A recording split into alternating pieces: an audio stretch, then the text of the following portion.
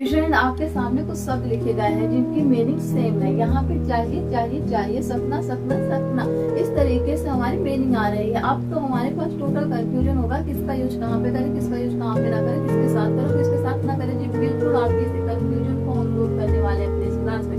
आप स्वयं कहेंगे कैसे मॉडल बुक तो हमने कहीं भी नहीं पढ़े हैं। तो स्टूडेंट देर किस बात की आई है, हम शुरू करते हैं अपने इस क्लास।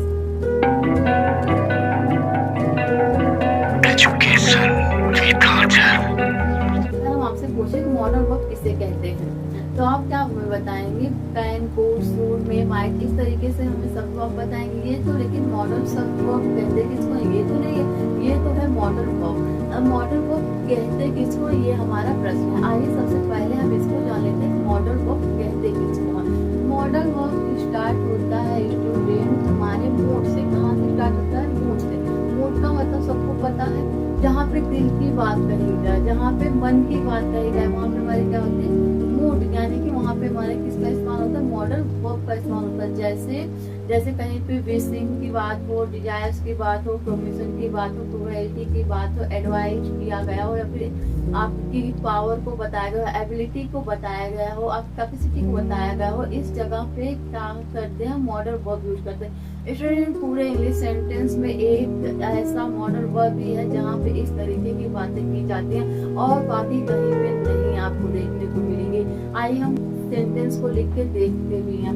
यहाँ पे जैसे हम लिखते हैं यू कैन स्पीक इंग्लिश, इस तरीके से हमने क्या लिखा है? एक सेंटेंस लिखा, ठीक है। और इसका हिंदी में क्या मतलब होता है? इसका मतलब होता है तुम इंग्लिश बोल सकते हो, तुम इंग्लिश बोल सकते हो। और दूसरा सेंटेंस आप देखिए इसी तरीके से, यू शुड स्पीक इंग्लिश, इस तरीके से जो सेंटेंस लिखे गए। अब इसका क्या मतलब होता है स्टूडेंट? इसका मतलब होता है तुम्हें इंग्लिश बोलनी चाहिए, तुम्हें इंग्लिश बोलनी चाहिए। हमारे दोनों सेंटेंसेस देखने में सेम है, दोनों सेंटेंसेस हमारे क्या है? देखने में सेम है। चेंज क्या यहाँ पे हुआ? सिर्फ यहाँ पे हुआ, कैन यहाँ पे लगा हुआ है और शुड यहाँ पे लगा हुआ है। अब इन दोनों अपने आप पे कितने बड़े चेंज कर रहे हैं इसको देखो। यहाँ पे कैन जब लगा दिया गया है, इसका मतलब हो रहा है तुम इंग्लिश बोल सकते हो, यानी कि यहाँ पे तुम्हारे सामर्थ्य को बताया जा रहा है, यहाँ पे तुम्हारी पावर को बताया, तुम्हारी एबिलिटी को बताया जा रहा है, तुम ये कर सकते हो, ठीक है। और दूसरा हमारा क्या है? बट यहाँ पे लिखा गया है यू शुड स्पीक इंग्लिश, मतलब तुम्हें इंग्लिश बोलनी चाहिए। यहाँ पे शुड लगाने की वजह से क्या कर रहे हैं? हमें एडवाइज कर रहे हैं, सलाह दे रहे हैं कि तुम्हें इंग्लिश बोलनी चाहिए, ठीक है। ये चेंज हो जाते हैं इस तरीके से। स्टूडेंट अब चलिए हम अपने मॉडल वर्ब को और अच्छी तरीके से एग्जांपल के साथ देखते हैं क्या होता है। यहाँ पे जब सबसे पहले हम मे की बात करेंगे, मे में आपको 3 कंडीशंस मिलेंगी। पहला है परमिशन, दूसरा है पॉसिबिलिटी, तीसरा है विशिंग। मतलब कि परमिशन यानी कि अनुमति, जहाँ पे आप किसी काम को करने के लिए किसी से अनुमति लेते हैं। जैसे आप अपने स्कूल में है, कॉलेज में है, या फिर ऑफिस में है, या फिर आप किसी अपने बड़े से बात करें या फिर किसी अजनबी से बात करें, तो आप उनसे परमिशन लेंगे। और परमिशन लेने का मतलब होता है रिस्पेक्ट देना, ठीक है। आप उनसे क्या कहेंगे? आप उनसे अगर आपको कुछ चीज पूछना हुआ तो आप उनसे क्या बात करेंगे? जैसे may I ask you, may I help you, इस तरीके से सेंटेंसेस हम यूज करते हैं। तो चलिए स्टूडेंट देर किस बात की, हम जान लेते हैं हम मे का यूज कहाँ पे करते हैं। मे का यूज फॉर्मल सेंस में करते हैं। फॉर्मल क्या मतलब होता है? फॉर्मल सेंस का मतलब होता है अगर हम किसी स्कूल, कॉलेज, ऑफिस या फिर अपने से किसी बड़े पर्सन से बात करते हैं तो हम वहाँ पे मे का यूज करते हैं। मे का यूज करने का मतलब होता है कि आप वहाँ पे रिस्पेक्ट को दे रहे हो। आपने एक चीज सुनी होगी ना स्टूडेंट कि जब हम किसी को रिस्पेक्ट देते हैं तो रिटर्न में हमें भी क्या मिलता है? हमें रिस्पेक्ट मिलता है, ठीक है। अब आइए हम देख लेते हैं मे का इस्तेमाल हम कहाँ पे करते हैं। स्टूडेंट यहाँ सबसे पहले दिया गया है परमिशन, यानी कि अनुमति। जैसे आप कोई काम करने से पहले अपने घर वालों से अनुमति लेते हैं, या फिर अपने क्लास में एंटर करने से पहले अपने टीचर से अनुमति लेते हैं। में आई कम सर, इस तरीके से आप यूज करते हैं ना, वहाँ पे आप क्या करें? अनुमति दे रहे हैं। और दूसरा कंडीशन होता है तुम्हारा पॉसिबिलिटी, यानी कि संभावना। यहाँ पे कोई काम होने की संभावना होते तो वहाँ पे भी हम मे का यूज करते हैं। जैसे हो गया हमारा इट में रेन टुडे, आज वर्षा हो सकती है। इस तरीके के सेंटेंस में हम क्या करेंगे? इस तरीके से सेंटेंस में भी हम मे का यूज करेंगे। बाकी हमारा आता है विश या फिर ब्लेसिंग यानी कि दुआ। और इसको तो आप किसी को जैसे किसी का बर्थडे रहता है तो आप बोलते हैं ना हैप्पी बर्थडे या फिर हैप्पी एनिवर्सरी, उसको करते हैं। और ब्लेसिंग यानी कि आशीर्वाद, जैसे हम अपने बड़ों से प्रणाम नमस्ते या फिर सलाम दुआ कुछ भी करते हैं तो हमें आशीर्वाद देते हैं, भगवान कहते हैं मत जाओ, भगवान मेरे आगे बढ़ जाओ, इस तरह को आशीर्वाद देते हैं। उसमें भी क्या करते हैं मे का यूज करते हैं। अब आए ना सेंटेंसेस को देख लेते हैं किस तरीके से हमने यहाँ पे मे का यूज किया हुआ है। यहाँ पे जो आप देखते हैं पहला सेंटेंस को देखा गया, लिखा गया मे आई कमिंग, जो आप लोगों को जापान में नहीं मैंने बताया मैं आई कमिंग, यहाँ पे परमिशन ली जा रही है कि मैं आ सकता हूँ। सेकंड नंबर पे है मे आई सी यू टुमारो, मैं तुमसे कल मिल सकता हूँ, ये भी क्या है, ये भी परमिशन है। ठीक है, ये तो हमारे परमिशन वाले सेंटेंस हो गए। और सेकंड नंबर पे जो हमारा दिया गया है ये है इट मे रेन टुडे, यानी कि आज वर्षा हो सकती है, फिर पॉसिबिलिटी बताई गई, यहाँ पे संभावना बताई जा रही है आज वर्षा हो सकती है। और यहाँ पे क्या लिखा गया, यहाँ पे लिखा गया है ही मे कम टुडे, वह आज आ सकता है, वह आज आ सकता है, ऐसे भी है संभावना। अब हम अपने ब्लेसिंग और ब्लेसिंग वाले सेंटेंस को देख लेते हैं, उसमें हम किस तरीके से मे का यूज करते हैं। स्टूडेंट यहाँ पे लिखा गया मे यू लीव लॉन्ग, ईश्वर करे कि तुम आयु मतलब आपकी उम्र जो है वो लंबी हो, आयु का मतलब होता है। ठीक है, से और दूसरा क्या है हमारा लिखा गया may God bless you with और सन, भगवान तुम्हें यानी कि भगवान तुम्हें पुत्र प्रदान करे, ये भी क्या है, ये भी ब्लेसिंग है। ठीक है स्टूडेंट, आई होप आप लोगों ने मे का यूज अच्छी तरीके से समझ लिया है। आज के बाद आपको मे का यूज करने में कोई भी प्रॉब्लम नहीं हो। हमने मे को पढ़ लिया और अच्छी तरीके से समझ लिया। मे के बाद बारी आती है माइट को समझने की। मे का ही दूसरा रूप होता है हमारा माइट। मे का प्रेजेंट टेंस के लिए कर रहे थे, लेकिन हम माइट का यूज पास्ट टेंस के लिए करेंगे। तो आइए देखते हैं माइट अपने साथ कितने भावों को लेके आया है और किस तरीके से अपनी बात को रखता है। तो आइए देख इस बात की फटाफट अपनी क्लास में स्टार्ट कर लेते हैं। यहाँ पे लिखा गया है पॉसिबिलिटी यानी कि संभावना। संभावना आप लोगों ने भी पढ़ा था और संभावना आप लोग माइट में भी पढ़ोगे, लेकिन वो प्रेजेंट था और ये क्या हो जाना हमारा पास्ट। यहाँ पे परमिशन लिखा है यानी कि अनुमति। अनुमति हमने मे के साथ यानी कि प्रेजेंट में भी मे लगा के हमने अनुमति ली थी, हम पास्ट में भी अनुमति लेंगे, लेकिन इससे पास्ट में अनुमति पास्ट में भी अनुमति लेंगे, लेकिन माइट को यूज करते। यहाँ पे पर्पज यानी कि किसी उद्देश्य से कोई काम जो किया जाता है, कोई काम करें हम लेकिन उसमें कोई ना कोई उद्देश्य हमारा हो, जिसमें भी हम क्या करते हैं माइट का यूज करते हैं। He said that we might meet him any time होगा, इसका मतलब होगा उन्होंने हमसे कहा था कि हम उनसे कभी भी मिल सकते हैं। ठीक है, अब आइए हम नेक्स्ट की बात कर लेते हैं। आपने कहा principal told us that we might see your homework. Principal ने कहा था कि वे हमारे होमवर्क को देख सकते हैं। प्रिंसिपल ने क्या कहा था, वे हमारे होमवर्क को देख सकते हैं। यहाँ पे और देखते थे एग्जाम्पल अपने, यहाँ पे लिखा गया Ravi is very big he right hit, यानी कि इसमें स्टूडेंट फ्यूचर पॉसिबिलिटी की बात करेंगे, भविष्य में ऐसा हो सकता है। कह रहे हैं कि रवि बहुत कमजोर है, रवि क्या है, बहुत कमजोर है। ये माइट फेल, वह क्या हो सकता है, वह फेल हो सकता है। ठीक है, ये फ्यूचर पॉसिबिलिटी है। अब हम अपने अगले सेंटेंस को देख लेते हैं, उसमें क्या लिखा गया। इसमें लिखा गया friend I am if might say him the next day, मैंने उससे पूछा मैं उसे अगले दिन देख सकता हूँ। ठीक है, इसमें भी क्या किया, इसमें परमिशन लिए देख सकता हूँ, पूछा गया ना, परमिशन लिया गया। नेक्स्ट क्या है, he told me that I need to use cycle, उसने मुझसे कहा कि मैं उसकी साइकिल इस्तेमाल कर सकता हूँ। ठीक है, नेक्स्ट क्या है, he took medicine so that he might get well, उसने दवा ली ताकि वह ठीक हो सके। ठीक है, इस तरीके से हम माइट का यूज करते हैं। आप लोगों ने अच्छी तरीके से माइट के यूज को समझ लिया हो। तो देख लेते हैं use of can, CAN, can का हिंदी नाम होता है सपना।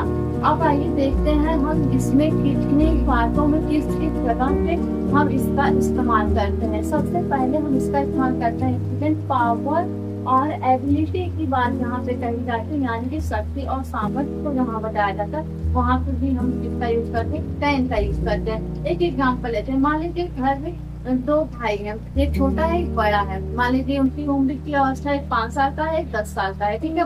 और उनके सामने हम कोई वस्तु ऐसी रखते हैं जिसका भार अधिक हो। मान लीजिए आप मैक्सिमम 10 किलो का इतना भार हो, तो छोटे बच्चे को घर वाले कभी नहीं कहेंगे कि तुम उठा लो, तो उसको कहेंगे वो नहीं कर सकता। लेकिन बड़े वाले कहेंगे तुम कर सकते हो, क्योंकि बड़े वाले बच्चे में इतनी सामर्थ्य, इतनी शक्ति है कि वो 10 किलो का भार उठा सकता है, ठीक है। इसलिए उसको कह देते हैं। वहाँ पे इस जगह पे क्या होगा, पेन का इस्तेमाल होगा। दूसरा नंबर क्या, दूसरा हमारा है परमिशन। जहाँ पे अनुमति ली जाती है वहाँ पे भी क्या इसका यूज करते हैं, पेन का यूज करेंगे। अब आप कहेंगे अरे ये कैसे बता रही है मैं अभी कैन का यूज में भी परमिशन है, मे का यूज में भी परमिशन था, वहाँ भी दोनों का मतलब सेम हुआ करता था।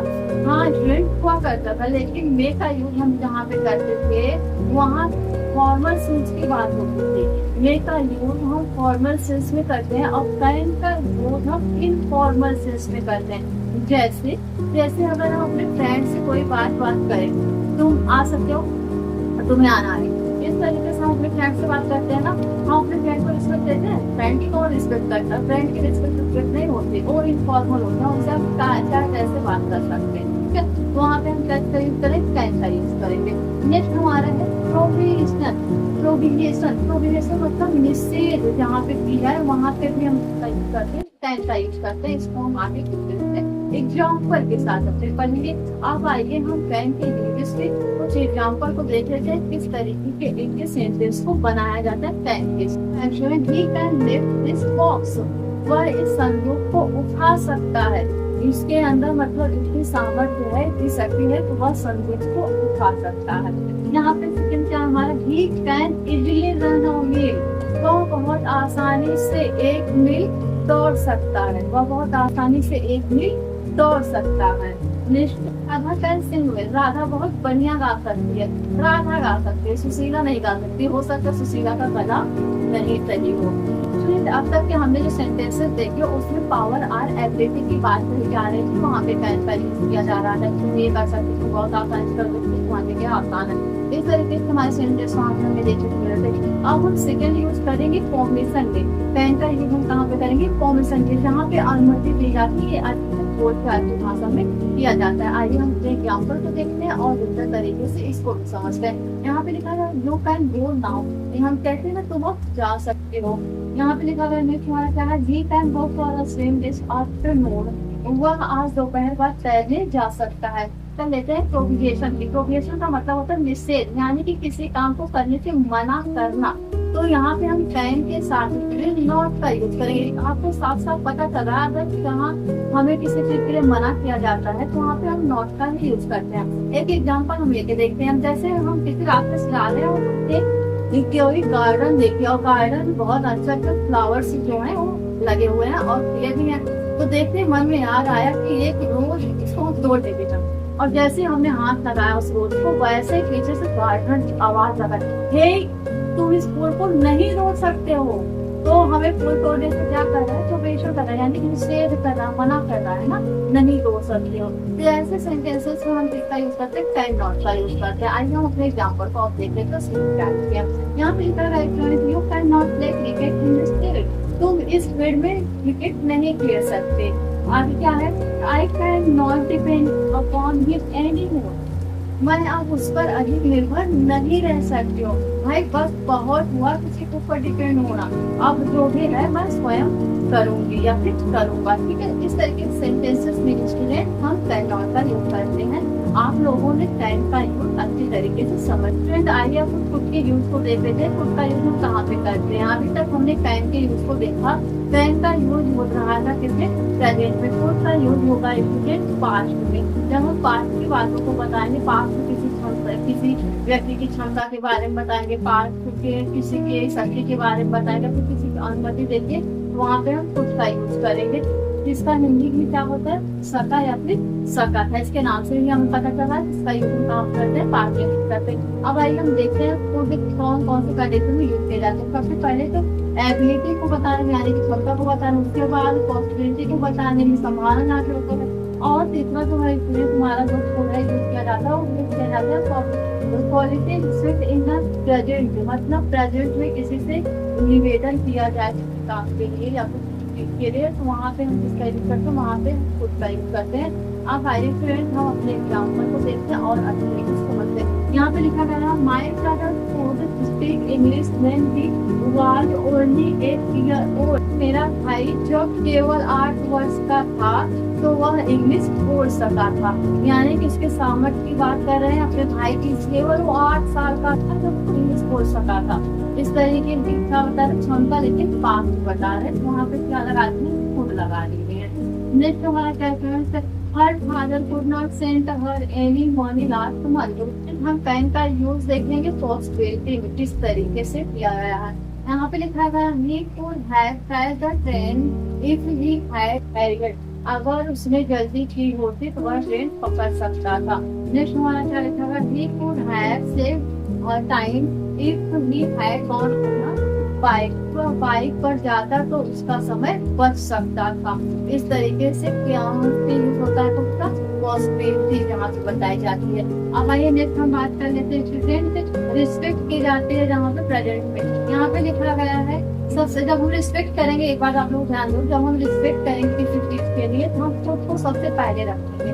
सबसे पहले हम खुद को रखेंगे, उसके बाद ही बातें रखेंगे, ठीक है। यहाँ पे लिखा गया could you lend me this book for a day? क्या आप मुझे यह पुस्तक एक दिन के लिए दे सकते हैं। ये क्या करें, परमिशन ले रहे हैं, किसी प्रेजेंट में ले रहे हैं। नेक्स्ट हमारा क्या है, could you tell me the way to this hotel? क्या आप मुझे इस होटल का रास्ता बता सकते हैं। हम और भी सेंटेंसेस को बना सकते हैं, जैसे could I use your telephone, could you tell me the time please। इस तरीके से सेंटेंसेस को हम बना सकते हैं जहाँ पे हम निवेदन करना है।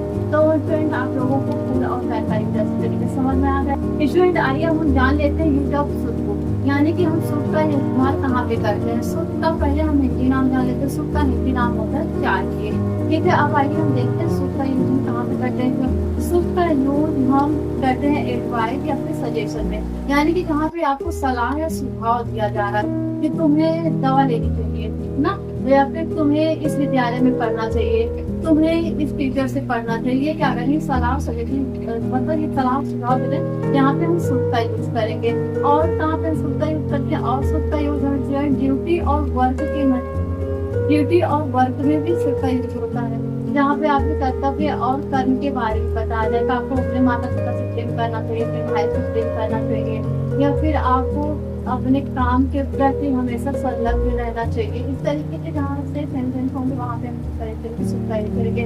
और शुड का यूज स्टूडेंट हम कंडीशनल सेंटेंस में भी करते हैं, जैसे आज अगर वर्षा हो गई तो हम अपने घर में ही रहेंगे, कहीं नहीं जाएंगे ना, इस तरीके से। और नेक्स्ट हम यूज करते हैं किसी पर्पज से, किसी उद्देश्य में भी हम शुड का यूज करते हैं। अब आइए हम इसको एग्जाम्पल के जरिए समझते हैं और भी बेहतरीन तरीके।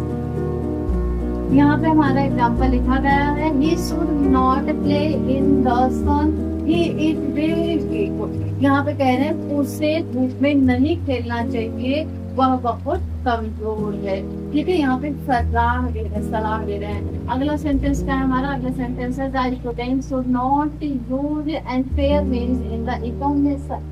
यहाँ पे क्या कहा जा रहा है, यहाँ पे कहा जा रहा है छात्रों को परीक्षा में किसी भी अनुचित साधनों का प्रयोग नहीं करना चाहिए।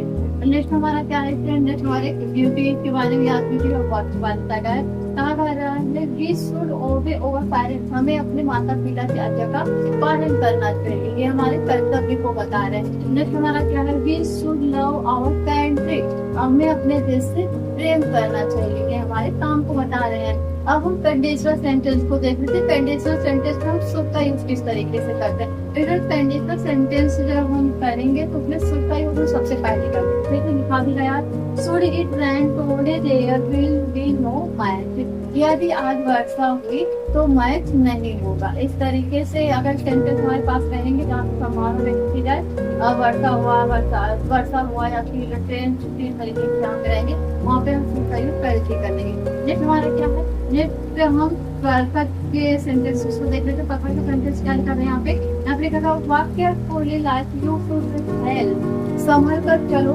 ऐसा ना हो तो गिर जाओ। इस तरीके से जहाँ सेंटेंस होंगे हम वहाँ पे उसका यूज करेंगे। आप लोगों ने इसका इस्तेमाल अच्छी तरीके से जान लेते हैं। यूज ऑफ मस्ट, मस्ट का यूज हम कहाँ पे करते हैं? मस्ट का यूज तीन कंडीशन में करे जाते हैं। एक जहाँ पे आवश्यकता या अनिवार्यता की बात करते हैं, दूसरा जहाँ पे कल्पना की बात करते हैं, या फिर तीसरा जहाँ पे निषेध हो रहा हो वहाँ पे मस्ट का यूज करते हैं। एक नोट करने वाली बात ये है कि मस्ट अपने ही रूप में रहता है सभी टेंसेस में। इसमें किसी भी प्रकार की कोई चेंज नहीं होता, चाहे हमारा टेंस जो भी हो, चाहे प्रेजेंट हो चाहे पास्ट हो। ठीक है, अब आइए हम अपने एग्जाम्पल को देख के और भी अच्छी तरीके से इसको समझते हैं। यहाँ पे लिखा गया है student you must go immediately. देखिए मस्ट लगाया गया है ना, इसका क्या होगा? इसका मतलब होगा अवश्य होगा। क्या इसका मतलब होगा? अवश्य। कहा जा रहा है कि तुम्हें अभी अवश्य जाना चाहिए। सेंटेंस क्या है? हमारा जो सेंटेंस है, soldiers must obey the order of their commanders. इसका मतलब है सैनिकों को अपने नायक के आदेशों को अवश्य मानना चाहिए। ठीक है, ये तो हो गई आवश्यकता और अनिवार्यता की बात। अब हम बात कर लेते हैं, अब हम अपने नेक्स्ट सेंटेंस को देख लेते हैं। वहाँ पे क्या लिखा है? यहाँ पे लिखा गया ही मस्ट बी 40 नाउ। यहाँ पे कल्पना की जा रही है। यहाँ पे किसको बताया जा रहा है? कल्पना की जानकारी जा रही है। कह रहे हैं कि वह अवश्य ही 40 का होगा। मतलब दूर बैठे किसी इंसान की बातों पे चर्चा करी जा रही है। यहाँ पे क्या कर? कल्पना। हम यहाँ पे बैठे हैं, कहीं और की बात कल्पना हो गई। यहाँ पे भी हम जब कल्पना करेंगे तो मस्ट का ही यूज करेंगे। नेक्स्ट हमारा जहाँ पे प्रोविजन की बात करी जाए वहाँ पे किस तरीके से सेंटेंस होते हैं वहाँ पे स्टूडेंट देख लेते हैं। यहाँ पे लिखा गया you must not behave like this. तुम्हें इस तरह का व्यवहार नहीं करना चाहिए ना। यहाँ पे उसको मना किया जा रहा है, विरोध किया। सेंटेंस क्या है इसको देख लेते हैं। यहाँ पे लिखा गया है a student must not leave the class without permission. मतलब छात्र को बिना इजाजत की अपनी क्लास नहीं छोड़नी चाहिए। ठीक है, इस तरीके से हम क्या यूज करते हैं? इस तरीके से हम मस्ट का यूज करते हैं। फिर से एक बार आप लोग रिपीट कर लीजिए दिमाग में, ताकि आप लोग को बैठा रहे, निकल ना जाए कहीं से। क्योंकि यहाँ कहाँ पे जहाँ पे आवश्यकता और अनिवार्यता की बात कही जाएगी वहाँ पे भी हम मस्ट का यूज करेंगे। जहाँ पे कल्पना की बात कही जाएगी वहाँ पे हम मस्ट का यूज करेंगे। जहाँ पे निषेध किया जाएगा वहाँ पे भी हम मस्ट का यूज करेंगे। हमारे टेंसेस चाहे जो हो, चाहे पास्ट हो चाहे प्रेजेंट हो, हम मस्ट का यूज मस्ट ही करते हैं, उसके अलावा कुछ भी नहीं करते। ठीक है, अब हम सबसे आखिरी के मॉडल ऑफ की बात करते हैं, जिसको हम वर्ड के नाम से जानते हैं। इसका हिंदी मतलब होता है चाहिए। इसका हम कहाँ पे यूज करते हैं? इसका स्टूडेंट हम सबसे पहले तो मोरल ऑब्लिगेशन में करते हैं, जिसका मतलब होता है नैतिक अनिवार्यता या फिर कर्तव्य।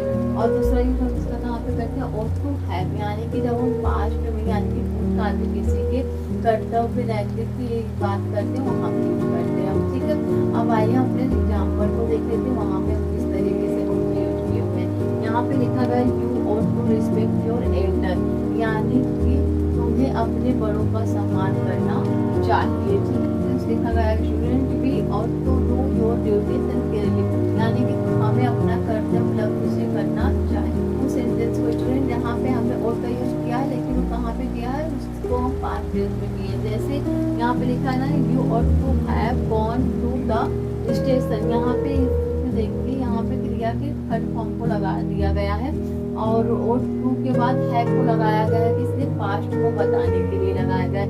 इसका हिंदी मतलब होता है तुम्हें स्टेशन चले जाना चाहिए।